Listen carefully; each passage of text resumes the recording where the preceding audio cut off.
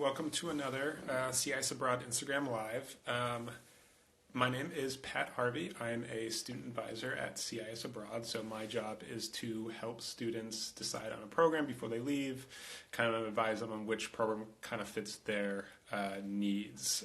Today, I'll be speaking with our Japan site director. Good morning. Yeah, Ohio gozaimasu. I'm great. How are you? I'm good. Thank you so much for taking the time this morning. I realize it's pretty early there. No, it's my pleasure. Love talking about Japan. Awesome. So I just kind of introduced myself to the people joining up. Would you mind just saying a little bit about like who you are and kind of your role at CIS? Yeah, so hi everybody. I'm Jeff again. I'm the site director here in Japan, and I oversee the Japan programs. We have many from short-term summer or January or internships to semester programs. And I have a team of staff, and we help you out basically from picking you up at the airport to taking you to the accommodations to putting on excursions for you, like maybe a welcome dinner or a final dinner or something. I've been in Asia and in Japan for about 20 years now doing business and helping students out. So yeah, I'd love to show you around. Perfect. Anybody joining in, feel free to ask us questions in the comment section below. We'll take about 15-ish minutes. So feel free to ask us any questions. We'll do our best to answer them. I guess I'll start with a question. So when students first arrive, I realize there's a couple different programs they can choose from, but for our summer programs in particular, can you tell the people a little bit about what it's like when they first arrive, like what they can expect, like the airport pickup and that sort of thing? Yeah, so we pick them up at Narita Airport, and Narita is a little way from about an hour away from Tokyo Center. And we pick you up, like we have the sign, you'll see the CIS Abroad sign, and you come to us, and then we put you on a bus all together, and we'll go into the city. It takes about an hour. Once you arrive, it goes pretty quick. Life goes kind of quick here, and things are going to be happening really quickly. We usually arrive at night, and we get to the accommodation, and we help you out, check in, and make sure everything's okay with your room and so on, and kind of point out like where's the convenience store and stuff. Maybe you can get something to eat a little bit before bedtime. And then the next day, it goes quick. We have an orientation from like 9 o'clock, and we go around the town and check out like where the stores, where the shopping areas are, talk to you about the train, give you a train card. And then we have our first excursion, which is like a scavenger hunt in a really popular area of Asakasa in Tokyo, and it's alongside with the Japanese students at the university. So they get to meet the Japanese students from the day two after they arrive. Okay, perfect. I guess speaking of the university, right now we have the two programs we have over there. We work with Citizen University and JF Oberlin. Yeah. Could you, I guess, we don't have to go into too much detail, but a little bit differences between the two, I guess, like kind of like where they are in the city, I guess. Yeah. So a couple of differences is one is like Oberlin University is located in Shinjuku, right in Shinjuku. You can walk from Shinjuku Station to Oberlin University. And it's brand new. It's a brand new campus that just opened up last year. Or, Oberlin University has many campuses, and they have a main campus outside of Tokyo. But this campus was opened up in April of last year. So it's brand new, and it's really in a major hub of Shinjuku. They have around 2,000 students, kind of small university, but like I said, brand new, really beautiful. What's unique there for our programs is the courses. You got to take a look at the course selections. Some really cool and great course selections there, especially taught in English. And Oberlin students can join those courses as well. So that's really cool. You can also take some Japanese courses there too, Japanese language courses too, but I'd say what's really cool is those courses taught in English. They're really unique here in Japan. And Seisen is a little different. It's located in the southern part of Tokyo, but really like 10 minutes from the Yamanote line, which is this main train line that goes around Tokyo. And Seisen has a long history, and it's on a hilltop, like surrounded by a forest. It's gorgeous. I mean, I love Seisen, to tell you. I mean, I've been working with Seisen so long. I love going there. And it's on this little hilltop, surrounded by like a Japanese garden, forest feel. It's really nice. But what's really good there is the Japanese language courses. So we have 3 sessions in the summer. You could technically go from like beginner to advanced in 3 sessions, which is 6 weeks. Yeah. Awesome. I'll never forget last summer we had a student who did that, and she was like, I went from a beginner to advanced in 6 weeks. How great is that? So I'd say if you really want to do Japanese and that's your thing, maybe you want to go to Seisen. If you want to really explore and take some cool courses in English, maybe also you want to take a Japanese course, I would say Oberlin, but they're about maybe 30 minutes apart from each other in terms of time. Okay. And is the housing going to be different for each university? Yeah, so Seisen, we use the same housing like residential group, so it's about the same features. They're just located different. So it's the one that we use for Seisen is closer to Seisen. It's literally 20 minutes door to door, only a couple of train stops away. And the one we use for Oberlin is a little closer to Oberlin. And it's, again, 20 minutes door to door. And it's right along the Yamanote line. So it's real easy to get to the campus and real easy for transportation purposes. But yeah, they're different locations, but same features.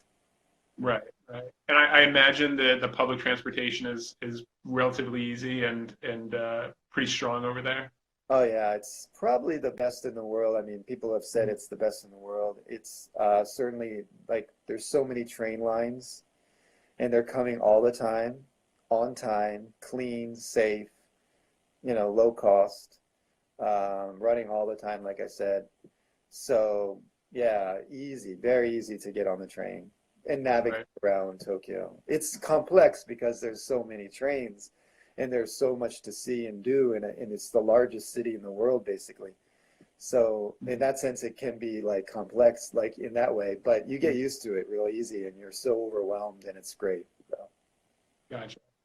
One question we did just receive is, are there single rooms available for either of the programs? Do you know? Yeah, all of our programs are single rooms. Okay.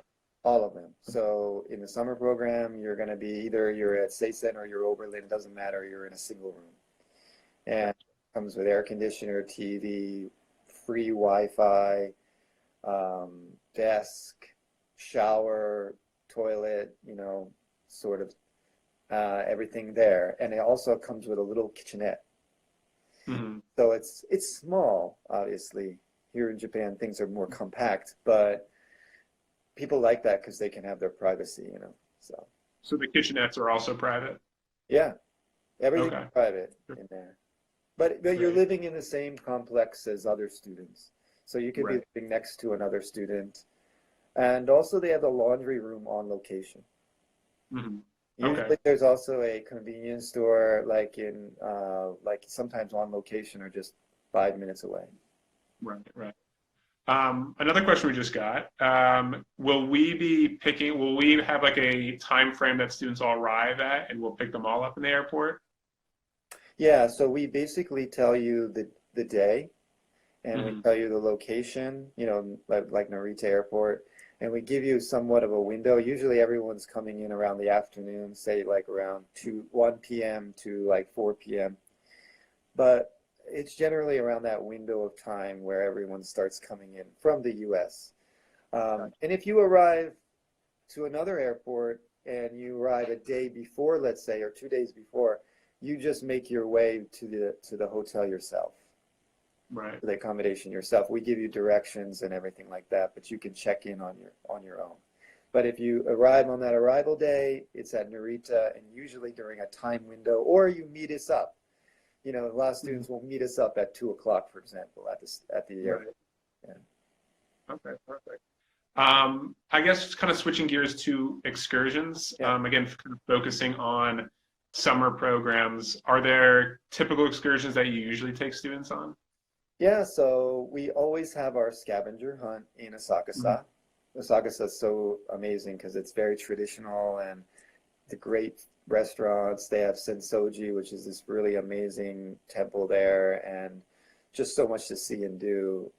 So we'll have a scavenger hunt there, and you get to meet Japanese students in your program from that day onward, like from the morning time onward. So we always do that, and that kicks it off, then you get to start meeting Japanese students from there, and you can start going here and there and stuff. And we also have Meiji Shrine, which is like the largest, amazing shrine in the center of Tokyo. It's gorgeous, and we go over there and check it out. It's so serene. We also hit up Harajuku, which is right next to Meiji Shrine, and we'll do a kimono wearing. In the summer, we do yukata, but it's like a summer yukata. Oh, sorry, summer kimono. And people love to dress up in that and walk Mhm. around a little bit if they want, take some photos, whatever, and walk around Harajuku streets. And so we do that. Um, and we also have something where we do a tea ceremony. And it's not just watching it, you actually participate in it, you reflect in it. A lot of students love the tea ceremony. It's so, again, serene, it's so traditional, it's people love it, and it's matcha tea, and people will actually, as students can actually make it. So Oh, people love those things. And other things like even our welcome dinner is kind of an excursion. Like we have a welcome dinner where Japanese students join and we play games with them, Japanese sort of games. So in some ways we do activities in even simple things. So the excursions and activities are all the time going throughout the 2 week session. If you're coming for right, 4 weeks, it spreads out. We sort of spread it out during that right. time. Yeah. Do you find for if a student comes for like one session, do they get any kind of free time, or is it pretty like go go go? Well, they have the weekend, the first main weekend. Like they arrive on a Mhm. Saturday, Sunday we do the scavenger hunt, but they do have the afternoon and evening on that Sunday that they can settle in or go out with their friends that they just met. Mhm. And then that next weekend is free. Okay. So there's a Saturday and Sunday where they are free and they can do their thing. But every day after school, everyone after the classes are done, everyone goes out. Right. I don't. Few people might go back to their room a little bit, drop off their stuff, change Right. up, or Right. but everyone's going out. It's really fast paced. There's so much to do and see, Mhm. and it really doesn't matter. Even if you're there for 4 weeks, people are going out anyway, and they're Right. just going out to the city doing all kinds of things. Karaoke is famous. Everyone loves Mhm. karaoke. So. Or going out to eat. I mean, there's so many great restaurants and food in Japan. If you think about it, so ramen, soba, sushi, tempura, the list goes on.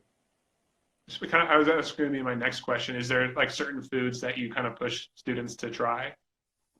Actually, most of the students, they love Japan. They already know Mhm. what they want to do. They already want to eat. They Yeah. already have been eating a lot of this food. Um, Certainly ramen. I think if you come to Japan and you don't have, you definitely want ramen. That's one of the first things you want. Mhm. Curry rice is good. Curry rice, Japanese curry rice is great. And you gotta try the sushi. It's kaiten sushi. It's in a conveyor belt style. Mhm. So it comes around in a conveyor belt and you pick it off and it's low cost. Or just navigating in the convenience store. There's so much to eat in the convenience store and it's fresh and it's cheap and it's really good tastings, everything. So you can just get so many low cost things in the convenience store and just buying as you choose. Japanese food is loved by so many people, myself included. And definitely that's one of the things that students just love to do when they come here is eat, you know? Do you find that students cook them for themselves more, or is it easier just to go out and kind of buy, either go to restaurants or buy ready-made food? Yeah, definitely they usually go out. Right. Only I think because it's, they're so excited to have Japanese food to begin with. It's not expensive, actually. Um, so a lot of them will go out and they'll go out with their friends or with Japanese friends they made. Mhm. So they're, speaking, Japanese while they're going out with their friends, and they're checking out a new neighborhood while they're going out. Like they're in Shibuya, so they're going to try maybe yakitori. Yakitori is these sticks that have like vegetables or chicken or beef or, there's so many kinds. So they'll do Mhm. that, or they'll do some kind of barbecue, like Japanese barbecue, yakiniku, Right, right. with the Japanese friends, and while they're also navigating a new part of the city. So they love to go out usually, but they might make some miso soup for breakfast or Mhm. like some rice, or they might, warm up a rice ball for breakfast. They got a little refrigerator in their room. And usually they eat on campus, where they'll buy from a convenience store or they will eat in the cafeteria. Some of the students love the cafeteria food. So, Okay.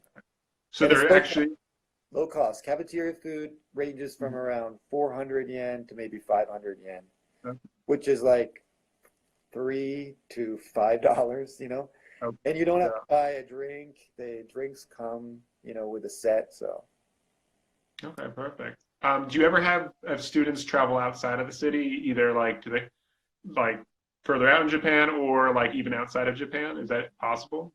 yeah, it's definitely possible. But for the summer program, we see students always sticking around Japan. There's so much to see in this country.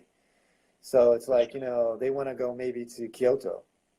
Mm, They'll try to do a weekend in Kyoto. If they're here for like 2 sessions, that's 4 weeks. They'll do a weekend in Kyoto. They'll take a bus down there. Overnight bus is really low cost. Or they might do the Shinkansen, which is the bullet train. mhm, But they really want to check out Kyoto and maybe Osaka while they're there. They might go to Mount Fuji, you know, outside of Tokyo a little bit, and they might climb Mount Fuji. Or they might go to Hakone and do like an onsen or ryokan style. mhm. So I think every student we've had and every program we've had in the summer, especially, they've never gone outside of Japan, really, because they've always wanted to, experience as much of Japan as they can. But they can if they want. A lot of the semester students, sometimes they might go. They might take a trip to, let's say, Korea or something. Mhm. But for those students, they usually choose our multi-country summer program, which is really Yeah. popular.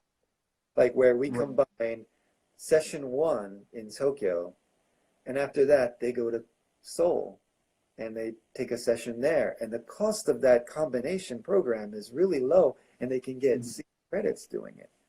That's like incredible. So Yeah, that's been hugely popular this year so yeah. far. I mean, So I've that's never heard of anything like that. And you get, two countries at a relatively good price, mhm. for 6 credits. I mean, it's unbeatable, really. Right. Absolutely. Well, thank you so much for taking the time this morning. I think we're coming up on time, so Okay, um, I really appreciate you taking the time. I realize it's a little early there, so my pleasure. thank you again. Awesome. And anybody who has further questions, feel free to get in contact with us in the Global Advising Center. We're happy to help you out. Okay, And thank you very much. we'll, Arigato we'll gozaimashita. talk to you later, Beth. All right. Bye bye. Bye.